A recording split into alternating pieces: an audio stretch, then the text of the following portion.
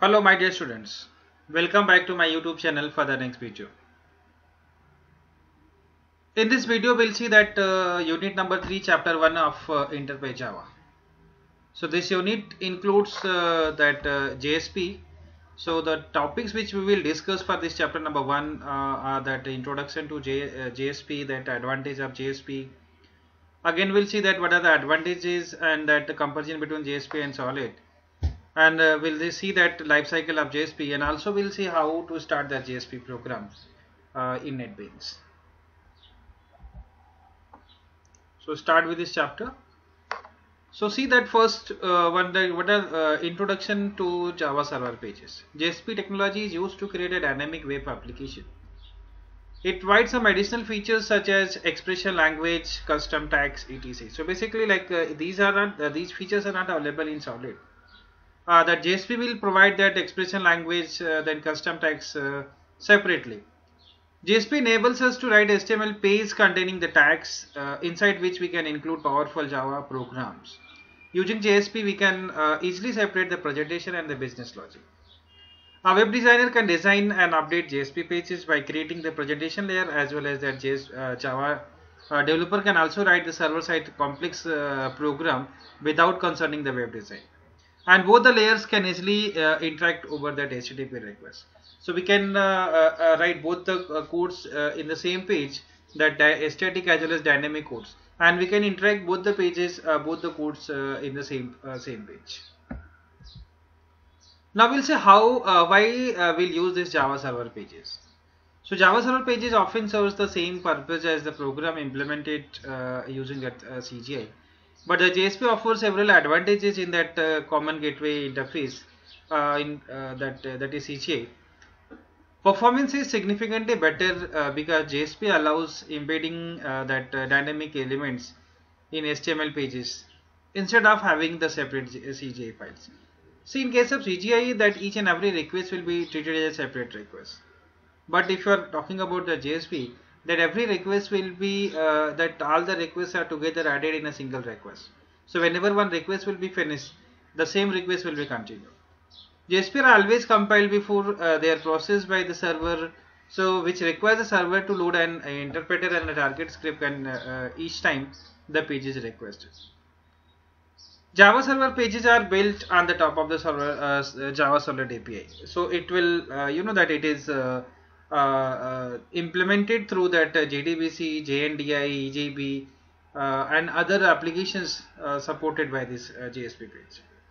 JSP page can be used in combination with the Solid that can handle the business logic as well as the model supported by the Java Solid template engines. So in this case, we can it is helpful for that implementing that MVC architecture. MVC is nothing; it is a model view controller. So where we can we have to create the model. We'll have a presentation that view architecture separately, and that see that controller where we can write that business logic. See the advantages of Java server pages. The first is that portability. You know that in Java it is based on the Java, and Java is a portable. Okay, so JSP technology is platform independent. To run JSP file, we need JSP engine. So basically, because of this independent platform independent, it will provide the portability option. Right, so we can run the program anywhere because we can write once, we can run anywhere. Reuse of components and the tag libraries. JSP technology emphasizes that the use of reusable components such as Java Bean components. Interpay Java also support that Bean components. It supports different types of markup languages such as HTML, DHTML, XML, as well as that JSP support. Now the third advantage is that separation of static as well as the dynamic content. So it will allow to include the dynamic as well as the static page in the same together. So we can separate both static as well as dynamic pages by using that tags. So it is very important point because we can write both the contents together. Suitable for entire architecture. Because of the platform independence as well as the type of different servers, then it will support also the markup languages. it will reuse the objects, it will be suited for that entire architecture. And finally, that the performance, JSP pages are automatically compiled before execution. So it frees the job of programmer to explicitly compile the program, and after the compilation the page is kept in the memory for the certain duration to solve the next request. So thus the compilation activity is not done for the every request. They are unless they are modified. So by default, if we are doing any changes in that JSP, it will be done automatically. So no need to update, and no need to save the program. So by default the program will run automatically. Now we'll see why this JSP is preferred over the Solid. It is very much convenient to modify the HTML page. So we can add that JSP page, JSP codes also here in case of in HTML. We can write the solid code into JSP page. It is only intended for the simple inclusions which can use form data as well as the make connections. The performance and scalability of JSP are good because it will allow embedding of dynamic contents in HTML pages. It enables to separate presentation layer with the business logic in that web application.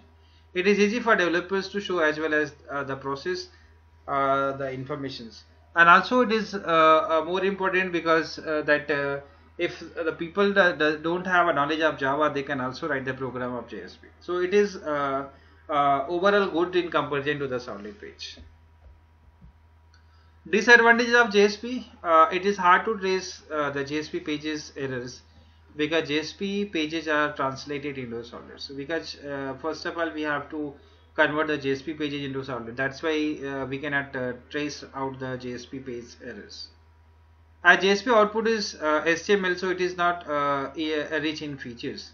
It is very hard to debug or trace errors because pages are first translated into Solid page before compilation process. Database connectivity is not very easy in case of JSP. JSP pages require more disk space and time to hold the JSP pages as they are compiled on the server. So it will be compiled on the server, so it will take more time for the execution of the program. Now we'll see what are the the comparison between the Solid as well as the JSP. Solids are less efficient in generating the dynamic contents, but the JSP offers a clear separation of static as well as the dynamic contents. Solids files must be compiled by user, and the JSP files are automatically compiled. So no need to edit, no need to do by the users. Developers need to have a significant knowledge of Java. Developers need not have a significant knowledge of Java in case of JSP. If you are using that JSP, so if you are not having the knowledge of Java, still we can write the program in JSP.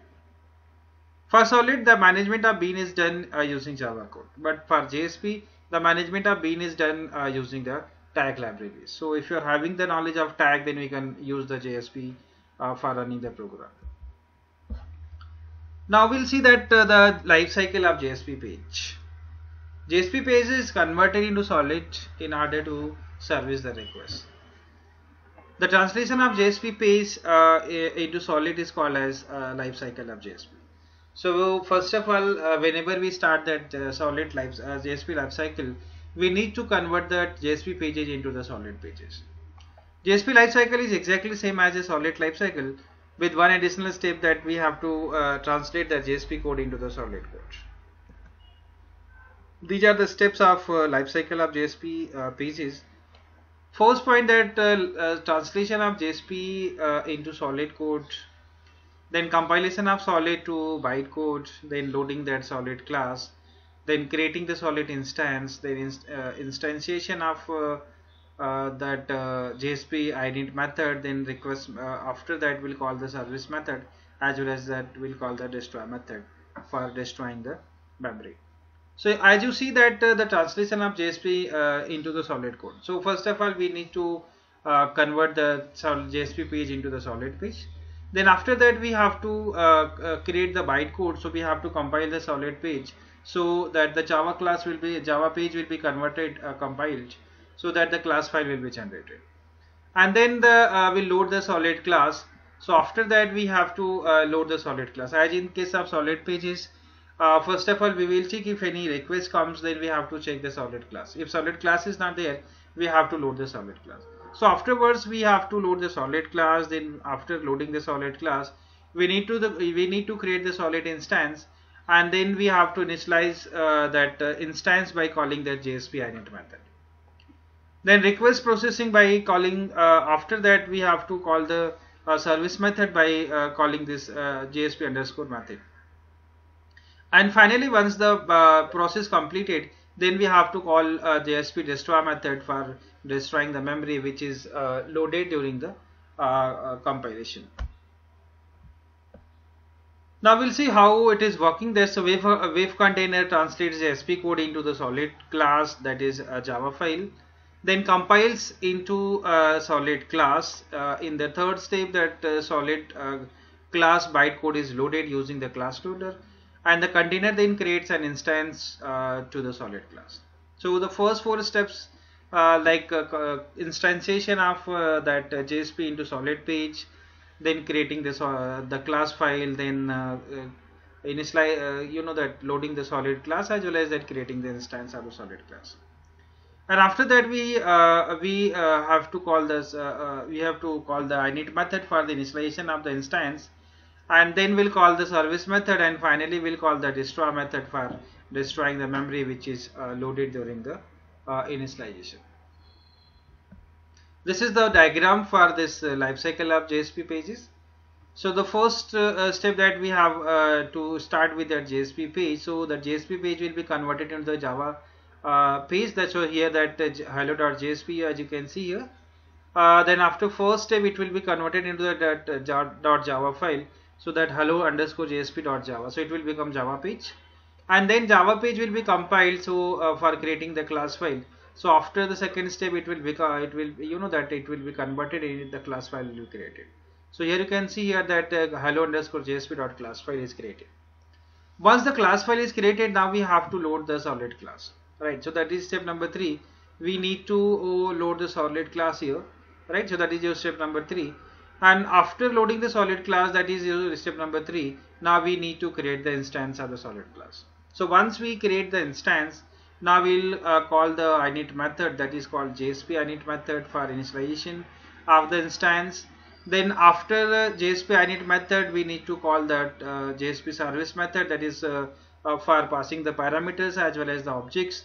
And finally, that is step number 7, that we have to call that JSP destroy method for calling the for destroying the memory. So this is the entire life cycle of JSP methods. The step number 1, that JSP page will be converted into the Java file, then Java file will be compiled to create the class file, and after creating the class file, that class file will be loaded, and after that loading the solid class file, that instance will be created. After the instance, then init method will be called for initialization, then service method will be called, and finally the destroy method will be called.